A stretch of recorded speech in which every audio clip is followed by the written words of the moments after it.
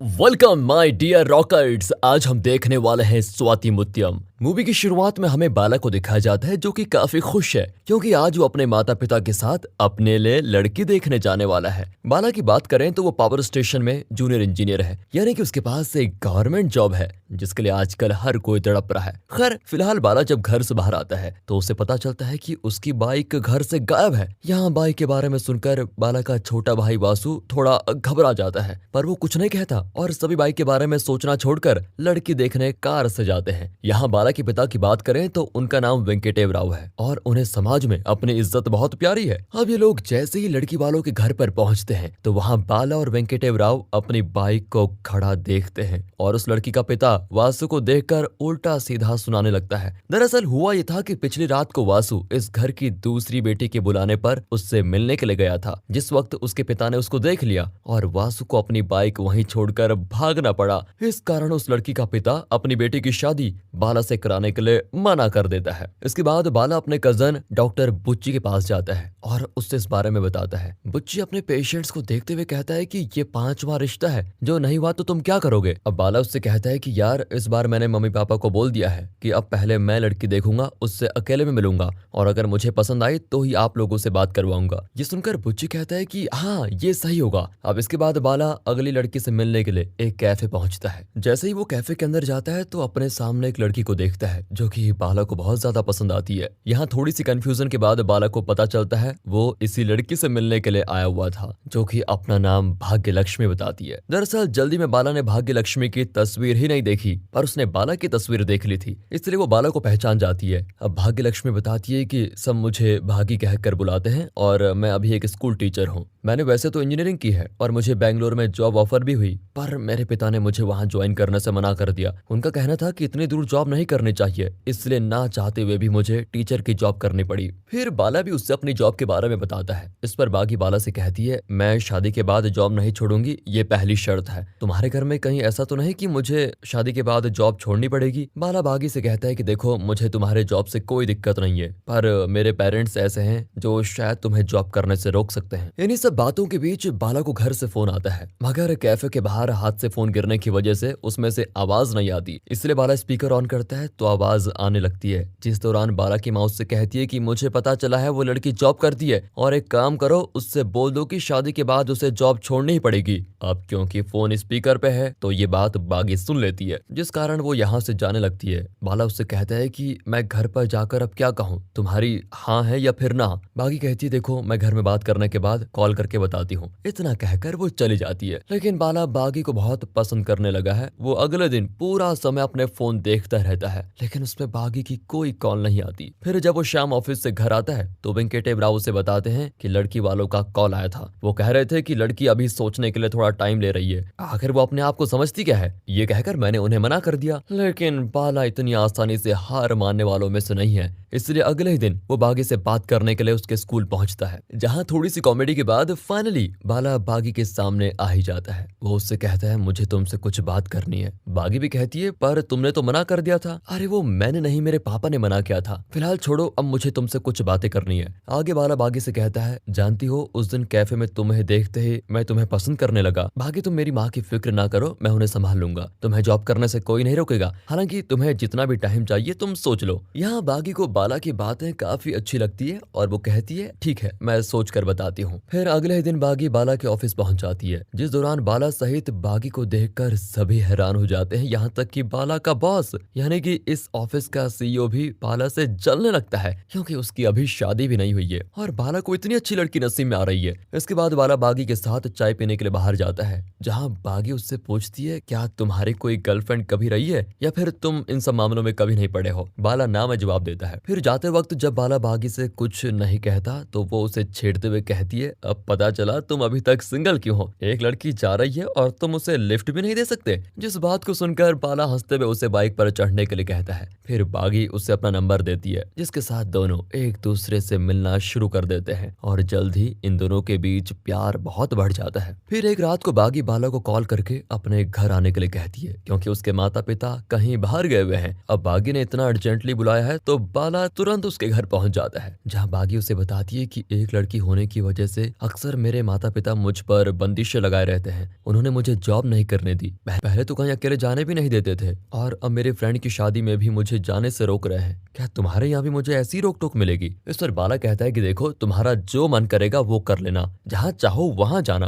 बल्कि हर जगह मैं तुम्हारे साथ चलूंगा। मुझ पर भरोसा तो करो, मैं तुम्हारे साथ ऐसा कुछ भी नहीं होने दूंगा जिससे तुम्हें कोई तकलीफ हो। अब उसकी ये बातें सुनकर बागी को थोड़ा तसल्ली मिलती है। फिर उसे समझाने के बाद बाला वहां से चला जाता है, क्योंकि बागी के माता पिता कभी भी आ सकते हैं। अब सब कुछ सेट होता है तो बाला अपने पेरेंट्स को किसी तरह इस शादी के लिए मना ही लेता है। फिर वो सभी लड़की देखने के लिए बागी के घर आते हैं, जहाँ बागी के पिता हनुमंत को देखते हैं। यहाँ बाला की माँ बातों ही बातों में कहती है कि शादी के बाद लड़की को अपनी जॉब छोड़नी पड़ेगी, जिस बात से हनुमंत और उसकी पत्नी को कोई दिक्कत नहीं होती। पर बागी ये सुनकर सबके सामने आने से इनकार कर देती है। इस पर बाला बागी को समझाने जाता है। वो उससे कहता है, देखो अभी उन्हें बोलने दो, बाकी मैं उन्हें संभाल लूंगा, तुम किसी का नहीं सिर्फ मेरा विश्वास करो, तुम्हें मैं जॉब नहीं छोड़ने दूंगा। बाला के मनाने पर बागी मान जाती है और फिर सब कुछ अच्छी तरह से होने लगता है, क्योंकि दोनों की शादी तय हो चुकी है। बागी और बाला अपने आने वाले कल को लेकर काफी खुश होते हैं। तभी शादी वाले दिन बाला को शैलजा नाम की महिला को कॉल आता है, जो कहती है, मैं तुम्हारे ऑफिस में हूँ, जल्दी मुझसे आकर मिलो। अब इस फोन के आते ही बाला जल्दी से ऑफिस पहुंचता है, मतलब कि वो शैलजा को जानता है, जो कि बाला को अपने सामने देखकर कहती है, मैं तुम्हें तुम्हारा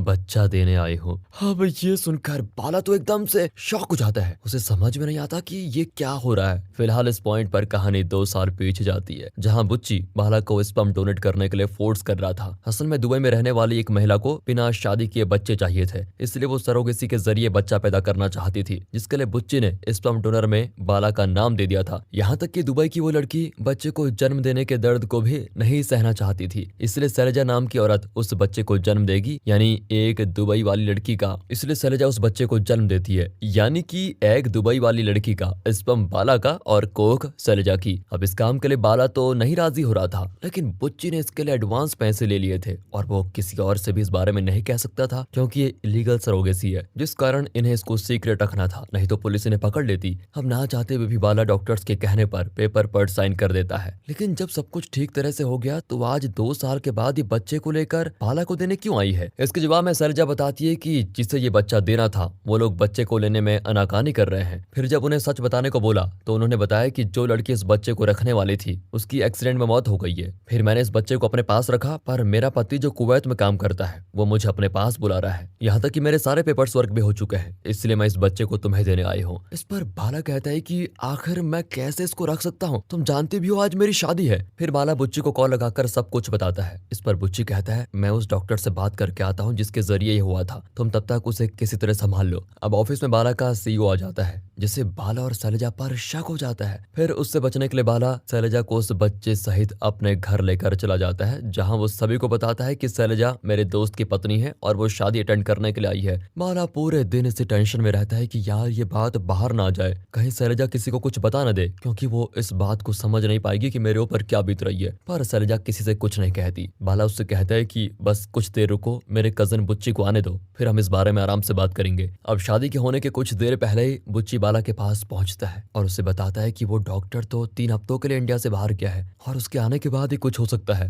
एक काम करो, शादी होने के बाद तुम बागी को लेकर कहीं बाहर हनीमून के लिए चले जाओ और इस दौरान तुम अपना फोन ऑफ रखना, तब तक मैं इस लड़की को डरा धमकाकर वापस भेज दूंगा। अब इससे पहले बाला कुछ कह पाता, शैलजा ये सारी बात सुन लेती है और वो गुस्से में बच्चे को बाला के पास छोड़कर चली जाती है। जो सारी बातें सीईओ सुन लेता है और वो ये बात हर जगह फैला देता है कि शैलजा और बाला गर्लफ्रेंड बॉयफ्रेंड है और शैलजा बाला का बच्चा उसे लौटाने आई थी। ये बात तो आग की तरह फैल जाती है, जिससे होता यह है कि शादी में हंगामा हो जाता है। इस बारे में जब बागी को पता चलता है तो वो बाला से सिर्फ ये पूछती है कि बस तुम ये बताओ ये बच्चा तुम्हारा है या नहीं। इस पर बाला कहता है कि हाँ ये मेरा ही है। ये बात सुनकर बागी वहाँ से चली जाती है और बाला की एक बात नहीं सुनती, जिस कारण ये शादी टूट जाती है। इस शादी के टूटने के बाद दोनों परिवार की काफी बेइज्जती होती है और वेंकटेव राव काफी ज्यादा गुस्सा भी होता है। पर जब बाला उस बच्चे के साथ घर में आता है तो वेंकटेव राव का दिल अपने पोते को देखकर पिघल जाता है और वो बाला को कुछ नहीं कहता। हालांकि उसका गुस्सा अभी कम नहीं हुआ। अगले दिन बुच्ची बाला के साथ मिलकर इस सिचुएशन के बारे में पहले वेंकटेव राव को और फिर बागी के घर जाकर उसके माता पिता को समझाने की कोशिश करता है, मगर कोई उसकी बात नहीं सुनता। फिर बुच्ची रास्ता निकालता है कि इस बच्चे को वो लोग अनाथ आश्रम में दे देंगे, पर बाला इसके लिए भी राजी नहीं होता और कहता है कि भले मुझे सब कुछ खोना पड़े लेकिन मैं इस बच्चे को पालूंगा। इधर बागी भी काफी ज्यादा दुखी होती है, उसे समझ में नहीं आता कि वो करे क्या। इस दौरान बुच्ची भी लगातार उस डॉक्टर के पास रोज जाता है ताकि वो जैसे ही आए वैसे बुच्ची उसके जरिए इस मिसअंडरस्टैंडिंग को खत्म कर दे। इसी बीच वेंकटेव राव अपने दोस्तों के समझाने पर बाला के बच्चे और उसकी माँ को अपनाने के लिए तैयार हो जाते हैं। वो बाला से कहता है कि तुम शैलजा को घर लेके आओ, मैं कुछ नहीं कहूंगा, आखिर तुम मेरे बेटे हो।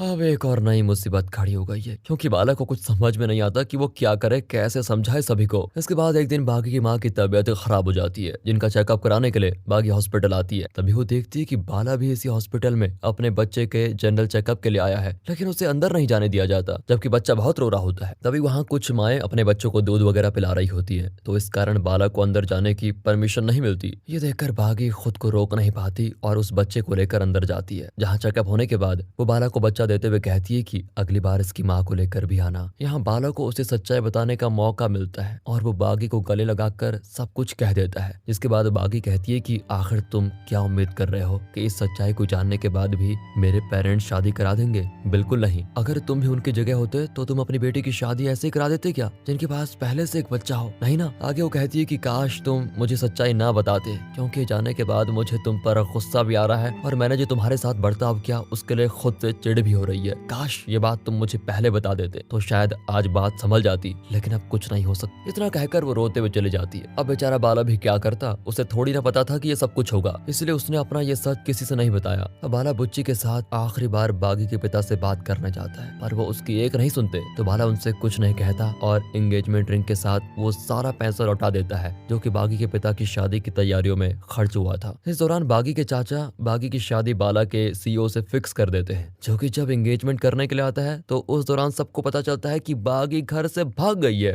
अब बागी के परिवार में सभी को लगता है झटका और उनको लगता है कि ये काम किया है बाला ने, तो वो सभी बाला के घर पहुंच जाते हैं, जहां बुच्ची इस मिसअंडरस्टैंडिंग को क्लियर करने के लिए शैलजा और उस डॉक्टर को पकड़ के लाता है ताकि वो कम से कम बाला के परिवार को सच बता पाए। मगर वहाँ बागी के घर वाले तो हंगामा करने लगते हैं, जो देखकर बाला को कुछ समझ नहीं आता कि यार अब करूं क्या। इसी बीच बुच्ची के पास हॉस्पिटल से उसके दोस्त का कॉल आता है, जो कि बुच्ची को बताता है कि बागी हॉस्पिटल में अपनी सर्जरी कराने के लिए आई है ताकि वो कभी मां न बन पाए। ये चीज जानकर बुच्ची तुरंत बाला से कहता है और बाला जल्दी से हॉस्पिटल पहुंचता है, जहां वो बागी को ऐसा करने से रोकता है और कहता है तुम ये क्यों कर रही हो। बागी कहती है कि अगर मैं मां नहीं बन पाऊंगी तो शायद मेरे घर वाले तुमसे मेरी शादी करवा दे, क्योंकि मैं तुम्हें बहुत प्यार करती हूँ। ये सुनकर बाला उसके गले लगा लेता है और उससे वादा करता है कि मैं हमेशा तुम्हारे साथ रहूंगा, तुम्हें हमेशा खुश रखूंगा। फिर यहाँ बाकी सभी भी आ जाते हैं, जिनके झगड़े को शांत करवाकर वो डॉक्टर और शैलजा सभी को सच बताते हैं। साथ ही शैलजा बाला से माफी भी मांगती है और कहती है कि मैं उस वक्त बहुत डर गई थी, इसलिए मैंने उस दिन ऐसा किया, पर मुझे अभी फिक्र है कि इस बच्चे का आखिर होगा क्या। इस पर बागी शैलजा से कहती है कि तुम चिंता ना करो, मैंने और बाला ने मिलकर फैसला कर लिया है कि इस बच्चे को हम दोनों मिलकर पालेंगे। ये बात सुनकर तो बागी के पिता भड़क पड़ते हैं, जिस पर बागी कहती है कि मैं बाला से ही शादी करूंगी, फिर चाहे कुछ भी हो जाए। यहाँ बागी के चाचा उसके पिता को समझाते हैं कि देखो इनकी बात मान लो, मेरे पास संतान नहीं है इसलिए मैं इस चीज को अच्छे से समझ सकता हूँ। बाला ने जो किया वो एक नेक काम है, बाकी बच्चों की खुशी में ही तो हमारी खुशी है। अब इसके बाद सभी मान जाते हैं और धूमधाम के साथ बागी की बाला से होती है शादी। इनकी शादी तो हो गई, लेकिन दोस्तों आप हमारे दूसरे चैनल मूवीज वेदर को भी सब्सक्राइब करें, हमें सपोर्ट करें। और यहाँ पर ये मूवी खत्म होती है। दोस्तों अगर सच में स्टोरी अच्छी लगी हो और एक्सप्लेनेशन में मजा आया हो तो वीडियो को लाइक, चैनल को सब्सक्राइब। मिलते हैं अगली वीडियो में, तब तक के लिए गुड बाय, अपना ख्याल रखिए एंड फाइनली